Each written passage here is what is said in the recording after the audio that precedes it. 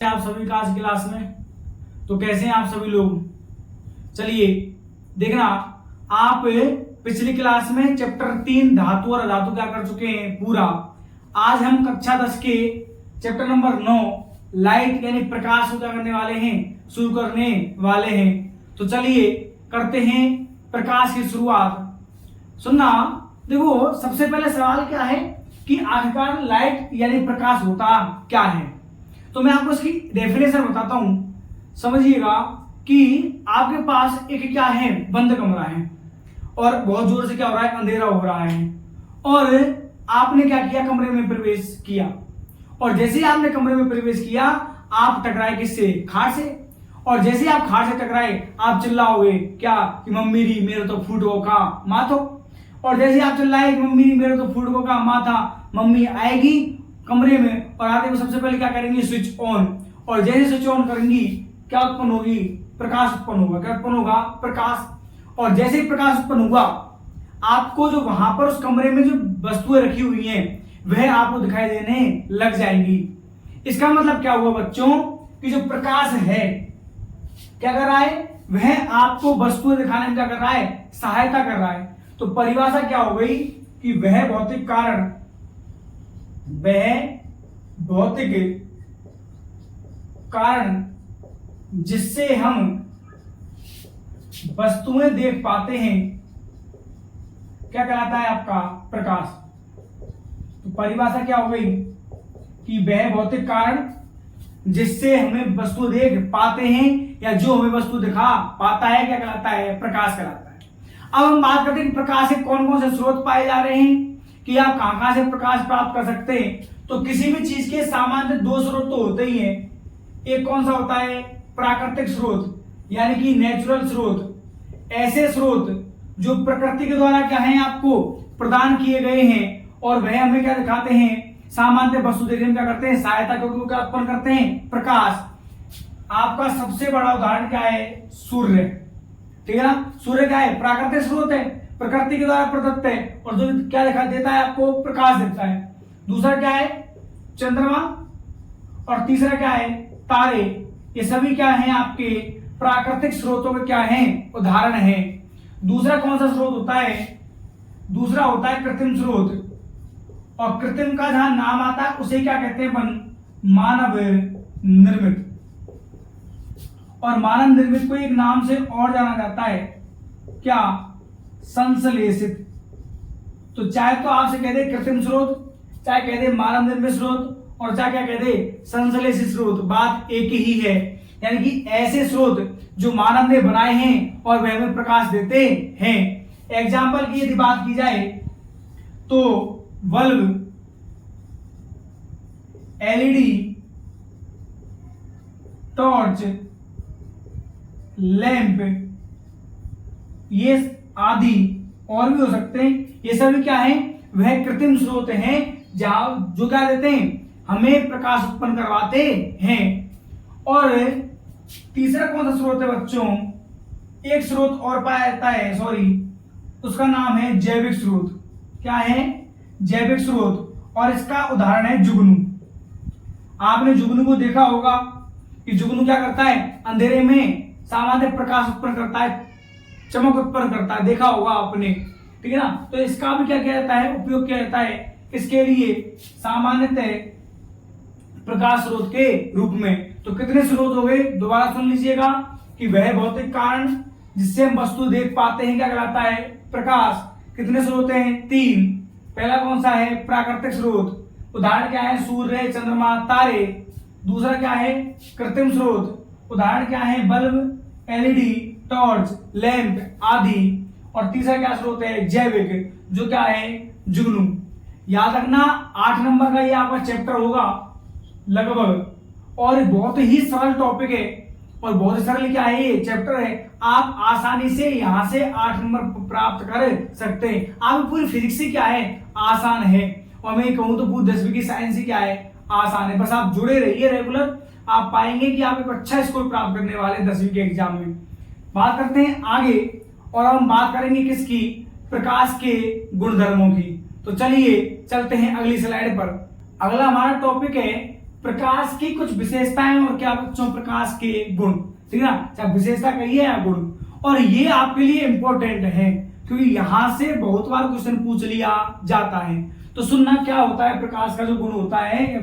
पहला क्या है कि प्रकाश की जो तरंग दैर्ध्य होती है, क्या होती है, प्रकाश की तरंग दैर्ध्य जो है वह लगभग, मैंने क्या कहा है, लगभग 4000 से कितनी, 8000 एंगस्ट्रॉम मानी जाती है।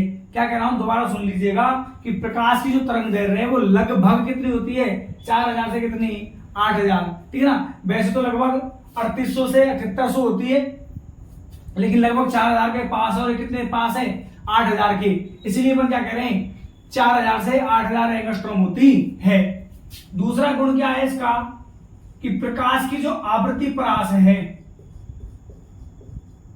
वह होती है 10⁻14 से और 10⁻16 हर्ट्ज। ये क्या है, प्रकाश की क्या है, आवृत्ति परास है।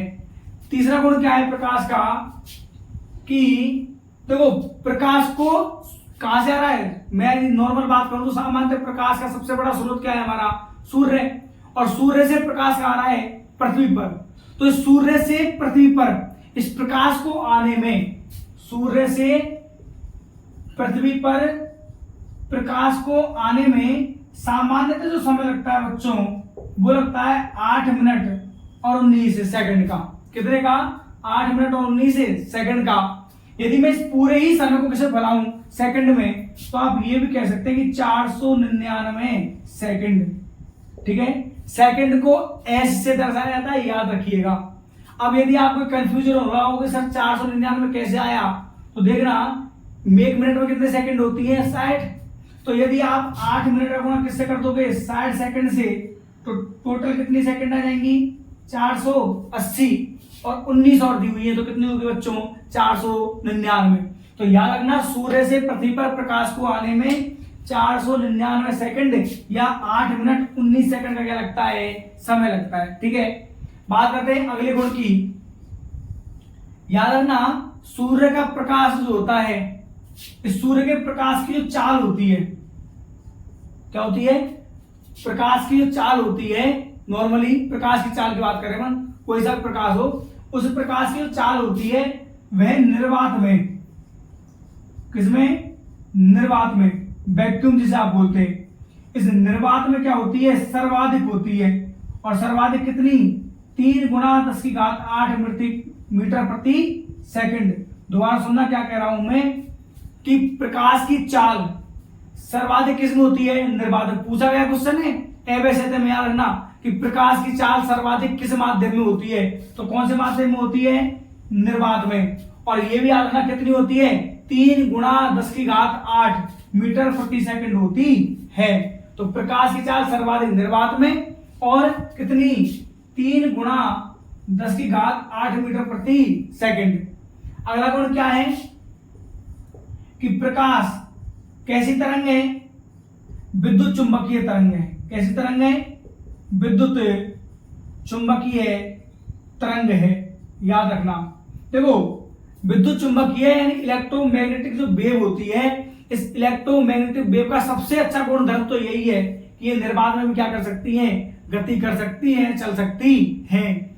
तो हम पढ़ रहे हैं कि प्रकाश की चाल पाई जाती किसमें, निर्वात में। तो चूंकि कैसी तरंग है, ये विद्युत चुंबकीय तरंग है, इसलिए निर्वात में गति कर सकती है। तो याद रखना सर्वाधिक कितनी होती है, 3 × 10⁸ मीटर प्रति सेकंड होती है।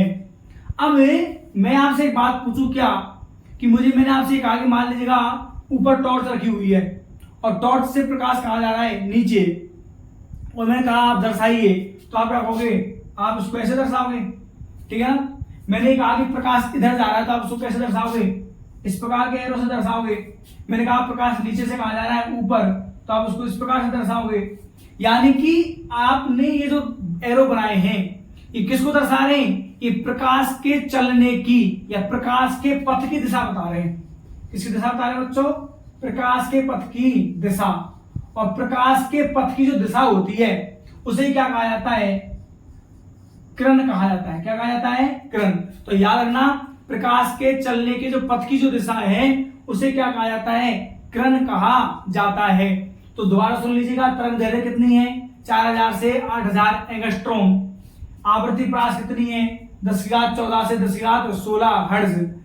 मोबाइल को आड़ा कर लिया करो, है ना, ये नहीं सीधा देख रहे हो तो नीचे कमेंट पढ़ने नहीं है अपन को, और ना नीचे और कोई सी वीडियो देखनी है, आड़ा करो और देखो पूरा। यदि आप सिर्फ 1 मिनट देख रहे हो, 2 मिनट देख रहे हो, तो इससे आपको ना कुछ मिलने वाला है और ना आप कुछ सीख पाओगे। पूरी वीडियो देखा करें। मैंने कहा है शुरू से जितने मैं चैप्टर पढ़ा रहा हूँ पूरा कोर्स अपने इस प्लेटफॉर्म पर करवाया जाएगा, तो जुड़े रहें। और नोट्स की पीडीएफ के लिए टेलीग्राम ज्वाइन कर लें। मैं कुछ क्वेश्चन यूट्यूब पर भी डाल रहा हूँ और टेलीग्राम पर भी डालता हूँ। तो ये ऑब्जेक्टिव जो क्वेश्चन हैं ये आपके एग्जाम टाइम पर बहुत काम आने वाले हैं, इसलिए एक मन के साथ जुड़ें। सिर्फ ये नहीं है नॉर्मल देख लिया और बस खत्म, पूरा कोर्स करें, अच्छे से पढ़ें, जिससे चीजें आपको लिखा दें, फायदा दें।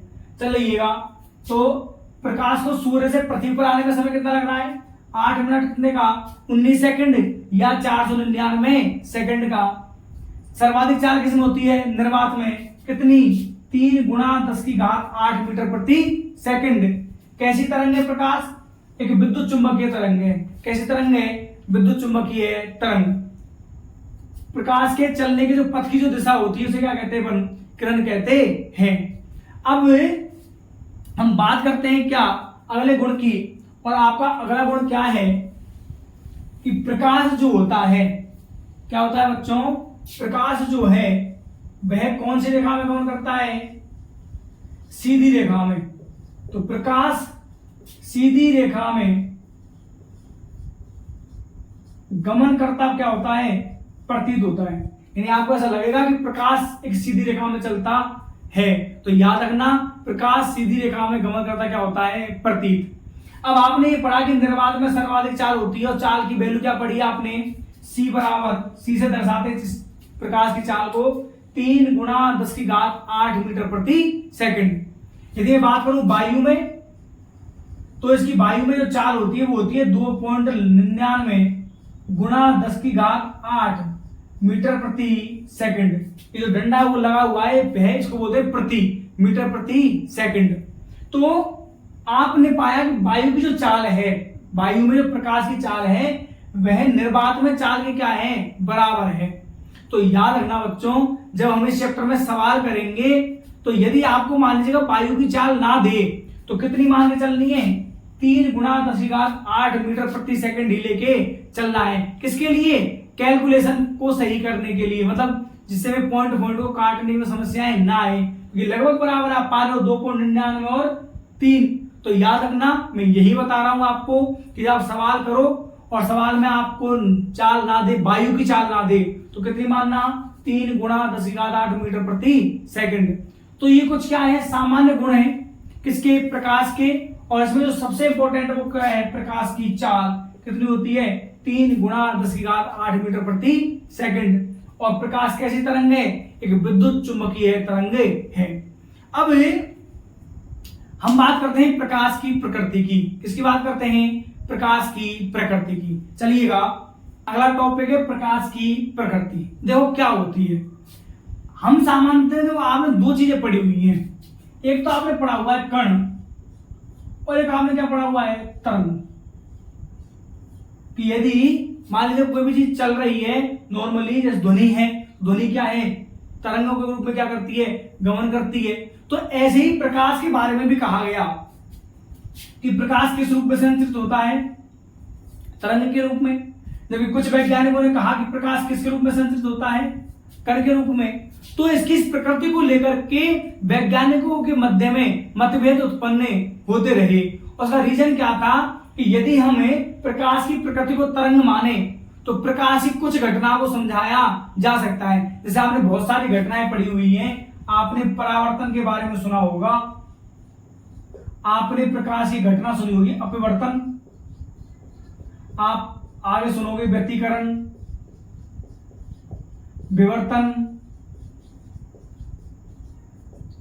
प्रकाश विद्युत प्रभाव, और भी होती है। तो वैज्ञानिकों ने क्या पाया, यही नहीं है, और भी बहुत सारी घटनाएं प्रकाश द्वारा होती हैं। तो वैज्ञानिकों में मतभेद इसलिए थे कि कुछ वैज्ञानिक जब इसकी प्रकृति को क्या मानते थे, तरंग मानते थे तो वह कुछ घटना को तो समझा पा देते, लेकिन कुछ घटना को समझा पाना क्या नहीं था, इस तरंग प्रकृति से संभव नहीं था। फिर वैज्ञानिकों ने क्या किया, इसकी इस प्रकृति को क्या मान लिया, कण मान लिया। प्रकृति का मतलब समझ रहे हैं कि प्रकाश किस रूप में संचित हो रहा है, कणों के रूप में संचित हो रहा है। जब कण माना गया तो वही वापस फिर समस्या कि कुछ घटना को तो समझाया गया और कुछ घटनाएं नहीं समझाई गई। तो इस प्रकार से मतभेद लगातार चलता रहा। इसलिए एक वैज्ञानिक आया, उस वैज्ञानिक का नाम था डी ब्रोगली। और डी ब्रोगली ने ये कहा कि भैया देखो लड़ना तो करो बंद, है ना, कि लड़ाई किसी भी चीज का क्या नहीं है, सॉल्यूशन नहीं होती है ना। तुम लड़ लड़ा के एक दूसरे के माथे फोड़ने के बाद क्या होगा कुछ ना, है ना, अस्पताल में ले जाने पड़ेंगे मुझे। तो डी ब्रोगली ने क्या कहा कि भैया देख मेरे बस की नहीं है अस्पताल में ले जाने की, तो ऐसा करते हैं कि सभी की बात मान ली जाती है ना। होता है ना, अपन अपनी बात पर अड़े हुए हैं, एक पक्ष बेड़ा हुआ दूसरा बेड़ा हुआ तो फिर बीच का रास्ता खोजा जाता है। तो ऐसा डी ब्रोगली ने किया। उसने कहा कि भाई देखो कुछ ये कह रहे हो कि आप कौन सी प्रकृति मान रहे हो, कण, और कुछ कौन सी प्रकृति मान रहे हो, तरंग। तो डी ब्रोगली ने कह दिया भाई दोनों ही प्रकृतियां प्रकाश की होती हैं। मतलब जब यदि आपको कण प्रकृति से प्रकाश की घटनाओं को समझाना है तो आप कण मान लीजिएगा, और जब आपको प्रकाश की ऐसी घटनाएं समझानी है जिसमें क्या चाहिए, तरंग, तो प्रकाश की प्रकृति कैसी मान लीजिएगा, तरंग मान लीजिएगा। यानी कि दोनों ही प्रकृतियां अपने अपने हिसाब से मान ली जाएंगी। जब हमें कण प्रकृति की जरूरत पड़ती है तो कण का उपयोग कर लेंगे, और तरंग की जरूरत पड़ेगी तो तरंग का कर लेंगे। इसलिए इसने इस बात पर सभी वैज्ञानिकों को कर लिया राजी, और जब राजी कर लिया तो इसने एक सिद्धांत दिया था। सिद्धांत का नाम था डी ब्रोगली का द्वैत सिद्धांत। और द्वैत सिद्धांत के अनुसार प्रकाश की प्रकृति कैसी होती है, द्वैत, इन दो प्रकार की होती है, कण भी और क्या है, तरंग भी है। परंतु एक सिद्धांत और आया था, और उस सिद्धांत का नाम था क्वांटम। कौन सा सिद्धांत था बच्चों, प्रकाश का क्वांटम सिद्धांत। क्वांटम सिद्धांत क्या कहता है, क्वांटम सिद्धांत ने एक अलग ही थ्योरी अपनाई कि प्रकाश क्या होता है, ऊर्जा के छोटे छोटे पैकेट्सों में पाया जाता है। जिन ऊर्जा के छोटे छोटे पैकेट्स को क्या कहा, फोटोन कहा है, क्वांटा कहा। क्या कहा बच्चों, फोटोन। क्या कह रहा हूं दोबारा सुन लीजिएगा कि प्रकाश की जब थ्योरी आई, कौन सी थ्योरी थी, क्वांटम सिद्धांत। तो क्वांटम ने एक नई संकल्पना दी कि प्रकाश ऊर्जा के छोटे छोटे पैकेट या बंडल में पाया जा रहा है, और उन पैकेट्स बंडलों को क्या कहा इसने, फोटोन कहा। क्या कहा, फोटोन। तो याद रखना कि यदि आपसे कहा जाए कि क्वांटम सिद्धांत के अनुसार प्रकाश की प्रकृति कैसी होती है, तो कैसी होती है, फोटोन। कैसी होती है, फोटोन। अब क्या फोटोन कण है, क्या नहीं, क्या तरंग है, क्या नहीं। तो याद रखना हमारी बुक में साफ साफ लिखा हुआ है कि क्वांटम सिद्धांत के अनुसार प्रकाश ना तो क्या है, न तरंग है, और न ही क्या है, कण है। ना तो क्या है, तरंग, और ना ही क्या है, कण। तो फिर क्या है, फोटोन है। क्या है, फोटोन। तो याद रखना क्वांटम सिद्धांत के अनुसार प्रकाश की प्रकृति कैसी होती है, फोटोन होती है। कैसी होती है, फोटोन होती है। तो आज की इस क्लास में आपने प्रकाश की परिभाषा समझी है, प्रकाश के स्रोत पढ़ लिए, और प्रकाश के कुछ गुणों के बारे में आपने अध्ययन किया है।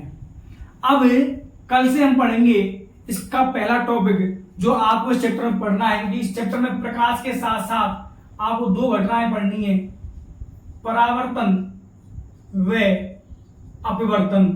तो यदि आप परावर्तन को अच्छे से समझे तो अपवर्तन तो चुटकियों में हो जाएगा। तो कल से हम शुरुआत करेंगे किसकी, परावर्तन की।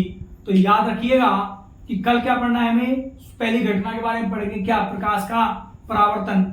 आज आपने बेसिक चीजें सीखी प्रकाश के बारे में। मिलते हैं अगली क्लास में, तब तक अपना और अपने परिवार का ध्यान रखें, और इस वीडियो में जो आपको पढ़ाया गया है उसे एक बार घर पर जाकर के जरूर पढ़ें। धन्यवाद।